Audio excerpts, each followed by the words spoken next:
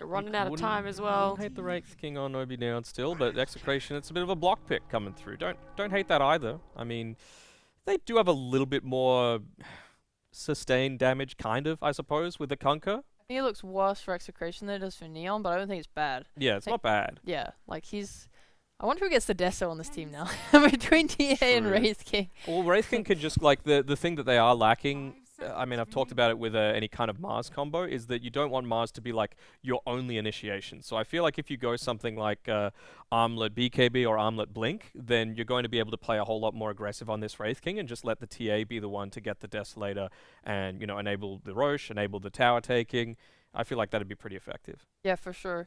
Because whenever you play offlane, you kind of end up in this role where you're either the primary initiator or you're the counter initiator. So with that Wraith King, you can be a counter initiator on Mars, which is nice because it means you get to go on like the better targets that you want, right? Instead of having to initiate on like a Kunkka, you can catch the supports or whatever you choose. So what are we thinking for their last pick overall here? It's most likely going to be the carry. Go I mean, Drow, YOLO. Drought, Naga Siren? I would hate Naga Siren so much. I'm just thinking like the Palos, like you have a TA that can buy the Deso for you. Wraith King could just go into like Radiance of Evil. Actually, I don't really like that against Naga. Alright, I love Drow. Thank you. Yeah, he's really good at Drow. Drow's really good at laning with Treant. Treant's the kind of support where you either want to play really defensive in lane, or you want to like kill. And I think when you pair it with a Drow Ranger, you can just kill. You do a lot of damage. Like the slows are very oppressive in lane to deal with. Drow also used to be like a classic hero that was actually good against Mars in lane, despite the arena. Yeah, like your Moishot goes through the arena. You also just do so much damage to him. Like as a Mars, you used to have to skill Bulwark just to deal with her. Like I think the lane is good. And I think on top of that as well, you saw it with Execration's bans in the last phase. I know we were talking about this is 99% going to be Mamang Dyer on the Kunkka, but Execration got rid of Lina in that last phase, and I think it's because they wanted to remove, again, that sustained damage potential. And we were just talking with Miposhka from Team Spirit yesterday, and he was like, that's where Lina really shines compared to something like the Queen of Pain, because you're just able to continue doing damage in a team fight. And I feel like Drow kind of fulfills that same sort of ideal. You know, you're not just all around one big burst. Yeah. This is going to be the first game of our three-way tiebreaker. The draft has me extremely excited, but also knowing that our casters are going to be GoDz and John, I'm definitely excited to jump into game number one.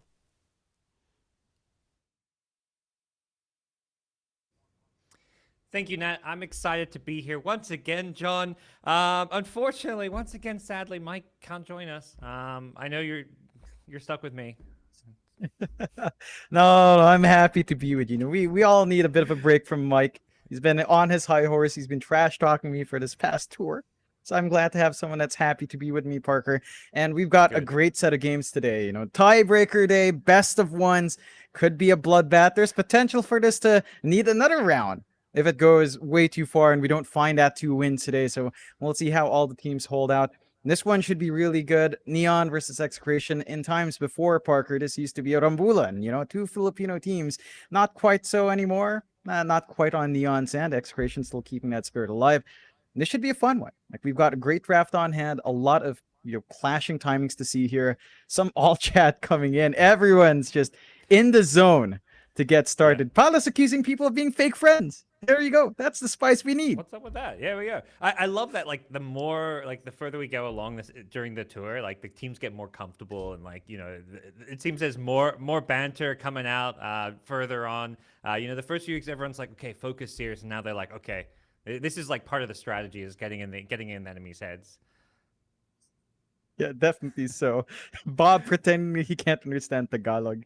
There's some shade thrown around about using friends for some reason. Abing was accusing people of using him, and everyone threw back, there's nothing we can use you for. So what you talking about? So, you know, spirits are high. Gotta love it. And I think that's important because like the teams, like this is stressful for probably all 3 of these teams. You know, one of them is being knocked down to Div 2, so you've got to find some way to, you know, make yourself feel a little more relaxed. And, you know, what better way than trash talking your opponents? That's how we all do it, you know, in Dota games. We're not being mean. We're just, you know, having fun. Yeah. I mean, Bob right now is saying that Enryu's improved from one game per game to 1 week per game. I don't know if that. What does that even mean? 1 game per game. Now 1 week per game. That doesn't even make sense as shade, Bob. I don't even know. What's that about? They gotta work on that. Usually the teams are practicing their Dota. They're playing scrims and practicing. They gotta take like trash talking lessons or something. It seems like to get better at this. But Yeah, what do you make of these 3 teams? Like, I guess stepping back, like, do you see there being like a favorite among Trust, Neon, as well as Execration? Do you think there's a team that maybe looks the weakest? How do you kind of rate these teams coming into tiebreakers? It's so hard to tell because they've proven themselves to be really even. I think Neon might be riding the momentum train. They've managed to really improve after the break. They're the ones that really looks good after that short Christmas break. Execration's been consistent, and I think Motivate Trust has been not meeting expectations. So that's my assessment of each. Neon's probably the best improved. Execration has been steady across the season, across the tour, and Motivate Trust has just not come up to bat. Like, they came in strong every single time there's a pro series, every single time there's a third-party tournament. Motivate Trust just looks like this team that's supposed to go to a major that's always denied. But when it comes to the DPC, something happens to Motivate Trust and it just doesn't align. Maybe it's the fact that, maybe they're the kind of team that enjoys playing a lot of games in a week. And the DPC format doesn't quite allow that many games to be played in the DPC. So that throws them off. Who knows? But this is going to be a close one. And I think out of all teams, I'd say Neon's probably looking like the team that's going to be under a lot of people's radars, going to be a lot of other teams' expectations, and they've just always surprised everyone. So I think Neon's the one to really watch out for here. Okay, well, they're playing in our first series. We don't get to see Trust until the next ones. They're hoping to turn their luck around, their performances around, because they started 2-0 and then they've lost 5 series in a row. So I mean, all these teams have lost 5 series, but considering Motivate Trust, I mean, you mentioned Neon are improving and on the up and up. For Trust, it really is like the opposite story, where after a good start, they've not been able to find a way to win a series. No, they just haven't. It's been a rough go, and again, in this matchup, old school Rambulan in a sense, and that all chat is still reflecting that. Abeng telling Bob not to eat them alive. So they're hoping Bob the Builder is here, not Bob the Wrecker. And as the panel pointed out, Bob is a very momentum-based player, hit or miss. He's on his signature TA. He's performed really well in that hero. Doesn't have the Tide combination his side, but I think for Execration in this game, a lot of that momentum will be coming from Bob. It's not going to be focused on Nando. I think they got a good read on that draft. They probably want this Raid King to act as maybe a primary initiator, a very early tempo core with an armed BKB or Blink, and set up that space for the TA to really get big, to really overwhelm, start outscaling in the mid game, and start running around then. Well, the hero maybe to look for a bit on the dire side, something we've seen here and there is the Drow Ranger for Palos. Playing Drow Ranger into, these melee cores, for the most part, feels pretty good when you can outrange TA, Wraith King, Mars. Not maybe the best hero to see on top of you. Mars does okay with the Blink Dagger, but it does feel like a hero that can be very hit or miss in the Drow Ranger when it comes to, actually winning Dota games.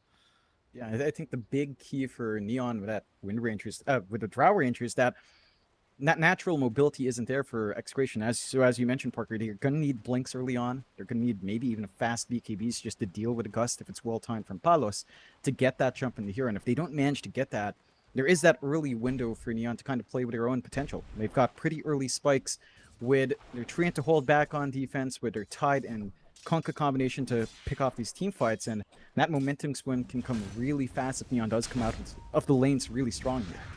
Yep. Well, we'll see how those lanes are going to go as we get things underway. Down bottom, we've got the Bane Wraith Camp against Lion Tide. Level 1 Gush to go with the Lion, so get some really good harass up. And up top, it's this Weaver plus Mars up against Treant, Drow Ranger. This is kind of typical stuff when you have this kind of melee 5, the Treant, the Ogre, you want to have that range carry with it. And a hero like Drow, when you've got like double slows from Nature's Grasp and Frost Arrows, there's a lot of kind of harass and even kill potential if you kind of, get out of position on the Execration side. So Carlo and more importantly, Kamizu are going to have to be very careful about how they play this lane. There's just so much aggression that can put out with all the slows for the durability, although.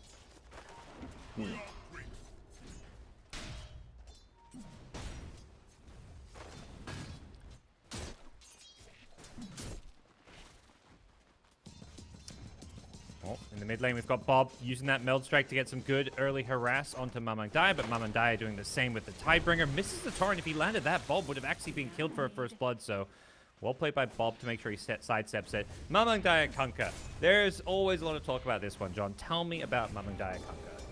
He just plays so much of it. He's been playing it since his old times in Army Genesis. He knows the ins and outs of this hero.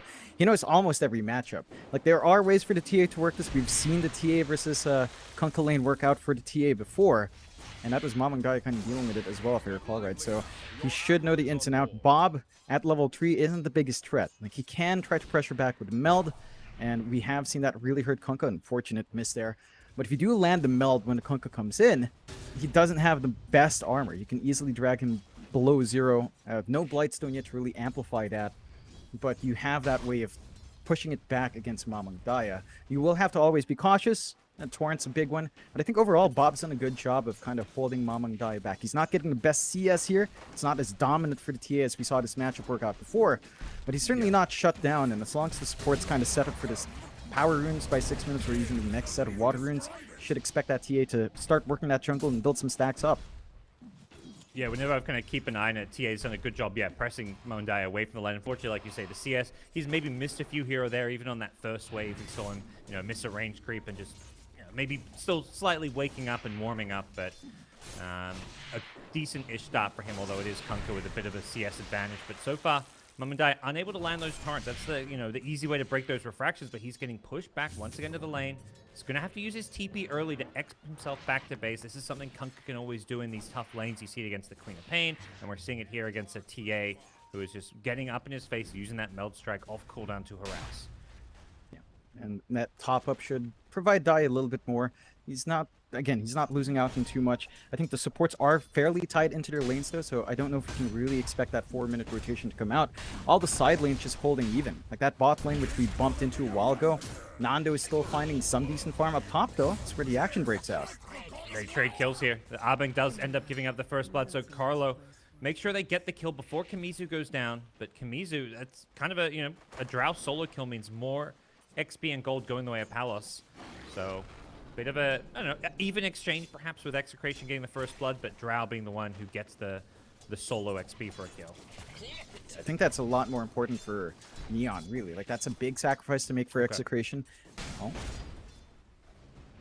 It's just rough, right? Like, we've seen Kimizu in that position where he falls behind a bit, and he is doing a good job on CS now. Like, he might be lagging a bit in EXP, but it is a greedy lane with the Weaver down bot, though. They are making moves on Vincenzo. Okay. Should be okay here with the Brain Sap and Nightmare to be used defensively. Tide getting kind of low, but he's already got that Ring of Health early on. So Ring of Health plus Soul Ring, plenty of sustain. On Ryu not going for that kind of Gauntlet of Strength build that we've seen a lot of, getting like multiple braces even sometimes on these offlane Strength heroes. Going for what is, the more typical way of playing the offlane or the old school. Just rush that Soul Ring, combine it with some health regen. Sometimes you'll see the Hood if he feels like he needs it, although this game against TA Wraith King, Hood nowhere near as valuable as your normal Tide Hunter games where there's more magic damage. No, not really necessary here. I think for the lane of the Tide, it is a slower lane. You can't really expect to outright kill a Wraith King. Fairly tanky hero. You don't have enough real damage coming through. Lion doesn't really play with your Gush minus armor all too well. You can chain stun, but again, the follow-up damage just doesn't feel enough. So going for this more sustain-oriented build with a Ring of Health, just holding the lane, getting as much farm as you can, keeping the Wraith King in check seems like the right play. Like, they're not really being held back. There's no real aggression coming out from Vincenzo yet. They are getting that mid lane rotation in for those power runes though. Both Vincenzo and Carlo kind of showing up to the ramp areas, kind of looking for those spawns and helping Bob secure his bottle refill. Yep. We'll see where this 6-minute rune has been going to be going. Very early rotations from these supports, getting there well before that 6-minute mark. So looking to make sure they kind of have a good idea of what's going on, whether or not any dire supports are also coming over. Mamangdaya may just have to give this rune up. It spawns at bottom, and Nightmare just in time to let Bob get it. He's got the trap down as well, so Bob may go for some good damage here. Gonna go for an X into the boat here. The Torrent gonna lead things off here. The Ghost Ship does do damage with the refraction being broken, and with the Weaver showing up, Mamangdaya just gonna be forced back.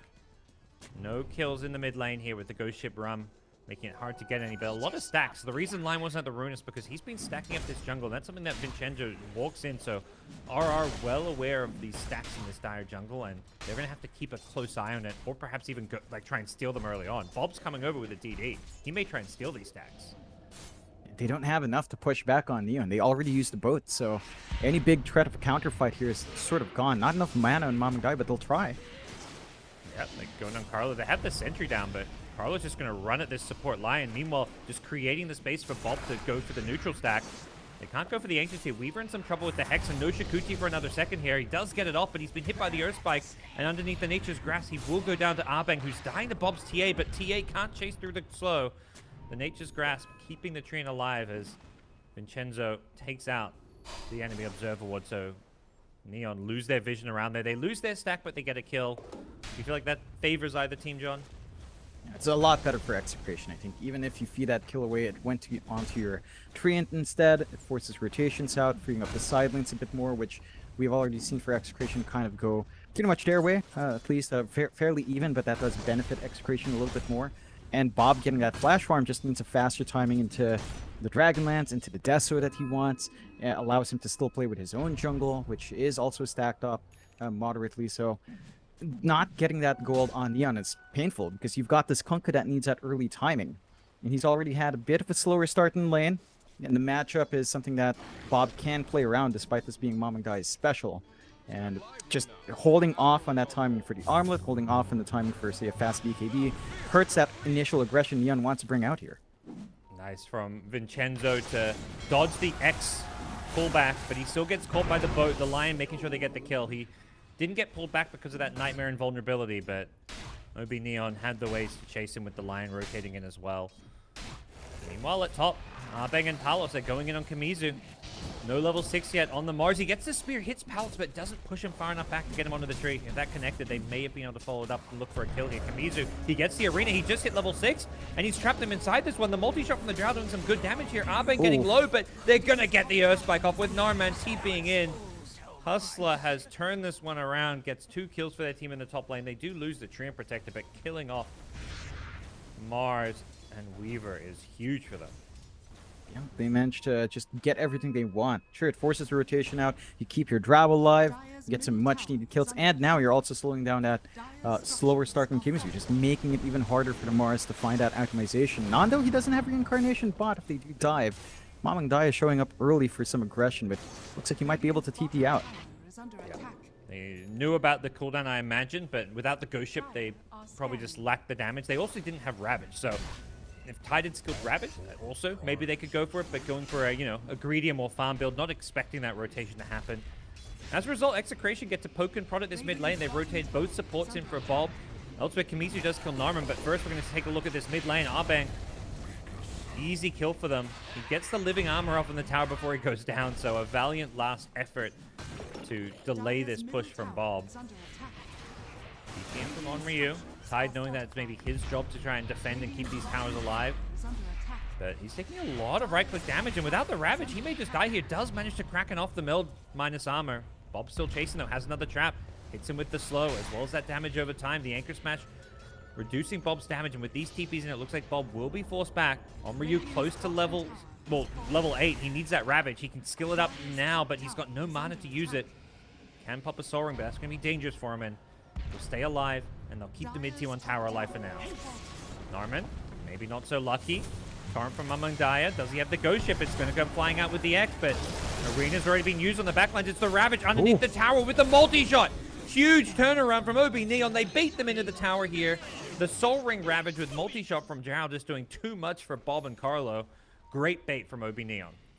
And they managed to break up that fight as well. They saw the Arena used on the left side, used a Ravage on the right, where everyone else was flanking on Execrations, and a very deep dive, a very split fight that ends up not favoring Execrations. They played outside of their Arena, exposed themselves to that dive in, did not respect the durability of Enryu and the turnaround potential with the Soul Ring, and they get punished for it. They do manage to find Palos in exchange at the least, but it's a costly trade. I'd say losing your TAs a lot more painful because Bob does need to ramp up fairly quick in order to hit that spike. They will commit for the mid. There's still a Fortify, and with a Treant around with living armor, it just makes this a really slow process to melt that tower. Yeah. And that's why they're really trying to force this, because they know if they, they've gotten it low, if they don't finish it off, Treant's going to keep healing it up. Treant, though, out of mana in this top lane, could be in some trouble if Kamizu hits him with a spear. Kamizu's found a new target. May want to go for Mamandai's Kunkka instead. Hits him with the spear into the trees. Is there enough damage to follow this one up? Doesn't look like it. And Mamandai just going to TP himself back to base. No real threat on his life there. Can stay even so far. A bit better for Neon in terms of the kills they found, and they're starting to get some really good farm on Palos. With that bot tier 1 pushed in, Palos just playing in that jungle, really safe. No defensive wards here from Execration to spot him out. A lot of wards in the top jungle coming out from Neon and Execration, but without anyone playing there, it's not like Execration can really use that forward vision. They are giving that spot to Kimizu and Nando to build up. We've already got the Armlet in the Raid King, so he's almost set up to be front line. It is going to be the Blink Rush next for Nando, so he is going to be taking point on Raid King. They've got to watch Neon going for another smoke play here. Yeah, what can they connect and find with this one? It's Kamizu who's going to get X back into the Ghost Ship, and with the Norman follow-up, willing to commit these big ultimates. The Finger of Death being used, and that's another death going the way of the Mars. 3 deaths already. And every time they get these kills, OB.Neon just happy to kind of play this game kind of slow, get their farm. They know as long as they're kind of keeping their towers alive, particularly this mid-tier one, and finding pickoffs around the map like this, the pressure is on Execration to make this kind of TA draft snowball and work. Yeah. They've got to be the ones finding those pickoffs. They need to be able to maybe isolate out the Drow, the most vulnerable target at this point in the game. But Palos, again, has just been playing in the right sides of the map. They've been getting good D-wards out to protect that Drow's farming area. Execration will go for a smoke play with Kimizu and Vincenzo, though. They've got the grip, they've got the arena, they could look for that play. They're going to find any big kills. It's just the Arbeng Treant. I would have loved to have found Palos. He's able to multi-shot into the arena. One of the strength of the Drow Ranger. The Overgrowth does end up getting cast as well. Ravage comes in from the side here. The Nightmare just not there in time. And with the follow-up Earth Spike as well, Norman has set up 2 kills for Palos' Drow. That is not how Execration saw that one going. That's really painful for Execration. They're just throwing Kimizu's body out, trying to find those pickoffs they need. But Neon are just ready with a response. They know if Palos is playing around, if someone moves in, they've still got some tier 1s to TP to, they've still got some angles. They were still grouped up around a triangle towards the mid when that fight broke out. So they had a good way of weaving themselves in. You could argue this is time for Nando to build up and farm, and he is working that top jungle well. But he's not farming as fast as her Drow, which is concerning because Raid King really should just be getting a lot more with Vampiric Spirit summons. And he's caught out. He does have Reincarnation, but Mamang Daya, Abeng, along with Narman are circling in. No Finger for a minute, though. So whether or not they have enough for 2 lives here remains to be seen. Yeah, it's, I think, certainly the 1 life, but they may need something else to get that 2nd life, whether it's a TP in. But they're going to pull him back with the Torrent. Even with the Wraith Fire Blast coming out, they still time it, and he's being slowed down the Nature's Grasp, so we'll see how much they want to commit to this one. They hit him with the Earth Spike, and we'll take away his 1st life in just a second here. He does Armlet Toggle, though, and that may be enough to keep him alive. Another X-Torrent will be coming up. Ghost Ship back as well. So there's the 1st life, but no rotations coming in. But now Execration focusing their efforts on the mid lane, and that means the Ghost Ship and another Nature's Grasp with an Earth Spike. They're going for that 2nd life. He doesn't even get a chance to get his Armlet back on. They get the Wraith King twice. Well executed by OB.Neon. It took some time, but they get the kill. Surprising Execration just let that happen. They had TPs out ready. They still had a top tier 1. There was enough time to respond and look for some punishment seeing that, but they're still trying to bash their heads against mid. You know, they're still trying to shove in that wave, get that tower down. You're still up against a Treant Protector. There's still a lot of sustain, a lot of durability in those towers that makes it hard to pierce through, especially without that Desolator on Bob. I don't think you're going to be able to find that objective quickly until that point. So, good punishment out from Neon.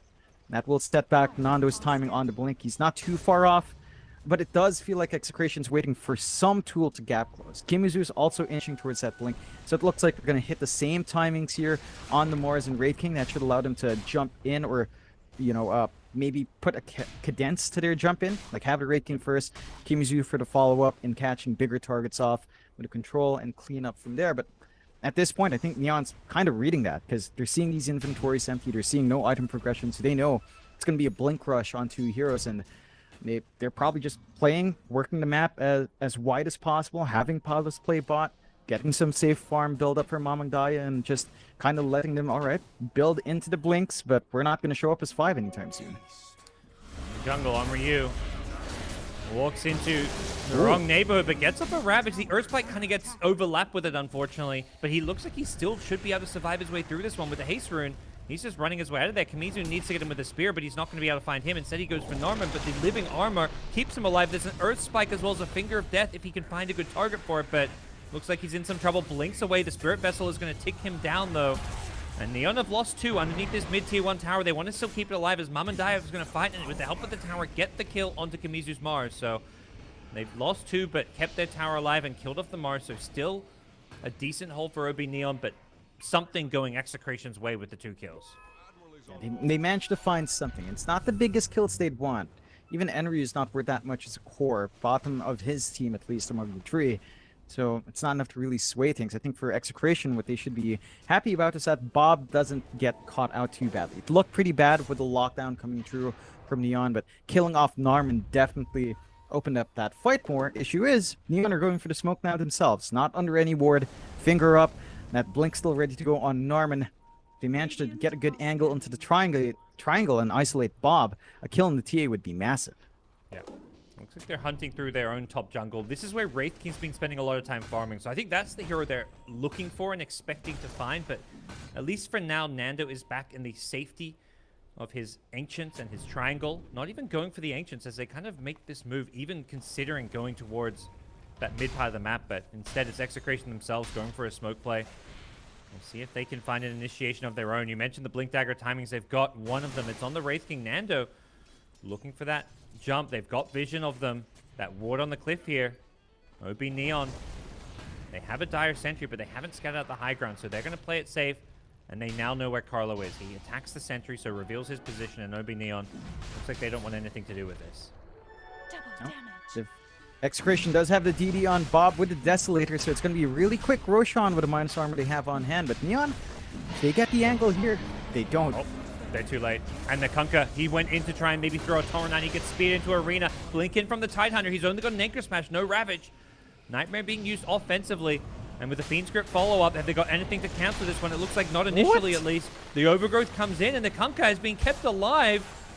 Brought back to safety. The Wraith King loses his first life with Kamizu dying, and the multi-shot damage from afar. Palos is in the perfect position, and the Ravages come off cooldown. Nature's Grasp on 3 as well. Palos is a double kill already. He's looking for more. It's a triple kill. Bob's hiding invis. They know he's here, though. He's got that DD rune. He's trying to do what damage he can, but Mamangdaya with the armlet toggles. He's lost his first life, and I gotta imagine he's gonna lose his second life without a Blink Dagger. He's got, well, he's got a little tumbler toy. Goes invis. Where's the detection? They've got the Gust. That'll push him out, and Drow Ranger, well, it doesn't get the kill. It goes the way of on Ryu. But what a fight for OB.Neon. It looked like they didn't have the angle. Immediately getting caught out with Mamangdaya was pretty big for the side of Execration. But the Nightmare going on to Bob didn't give them that extra right click they needed. If they managed to get that right click, I think you would have killed off Mamangdaya. You might have been able to turn the pace of that fight. Neon might not have been as confident to jump in with her big front line taken down, and with a little bit more time to wait on the Ravage. I think at that point it was like 10 seconds off. So that might have made Neon think twice about the angles in. And Execration just maybe outplaying themselves a bit. Just that little mistake costing them a big pickoff, costing them a lot in this game. Now you've got 5k lead on Neon. You've got Mamangdaya and Palos at the top of that ward. Palos already protected with a Manta Style on him.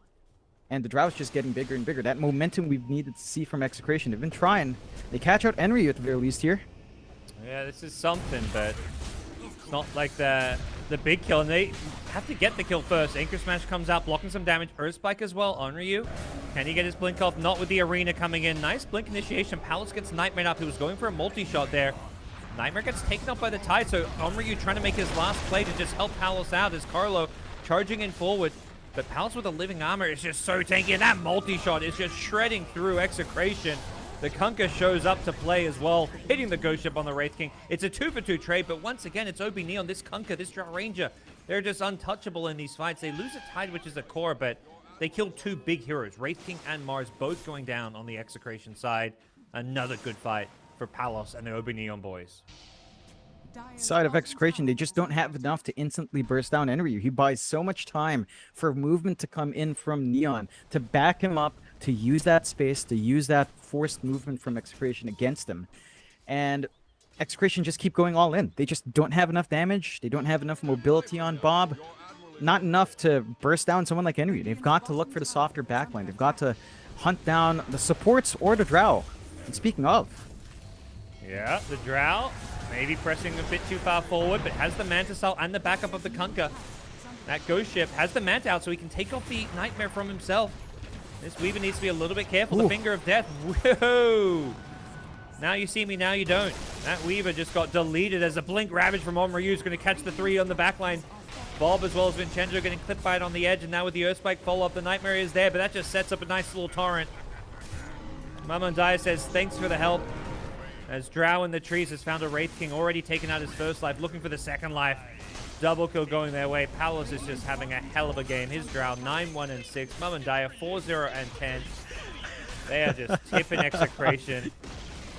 Oh my god. Palos asking why Kimizu seems to be maybe a bit anxious, maybe a bit antsy, maybe feeling shaky a bit.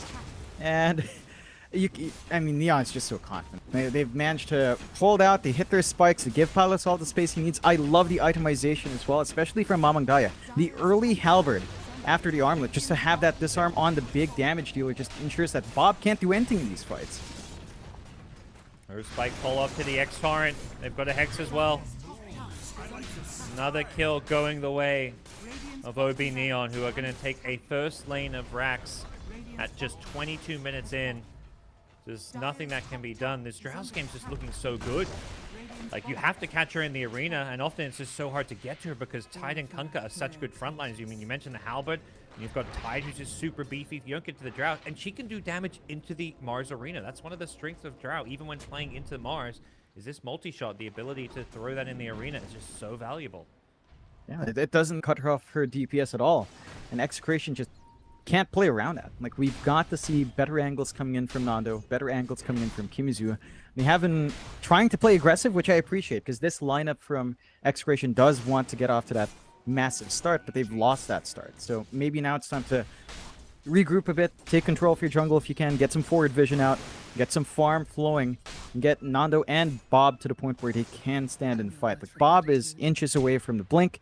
I'd say a BKB is going to be in order here for Bob next. He just needs to be able to stand through that control, but it doesn't feel like they're going to have a lot of time, because if you look at Neon, they're just constantly on the move here. Kimizu, oh, his blink's being cancelled at Anchor Smash. It found him, but he will get some time to... He needs to blink. Kimizu, why aren't you blinking away? He's too afraid to blink into the Treant Protector, perhaps. Multi-shot into the arena once again. Palos getting those kills. His blink was definitely up, but he just didn't even try and go for a blink play. It's a big loss. That's a lot of their defensive fight here on Execration. That's most of their team fight in terms of AoE control. Everyone else is really single target.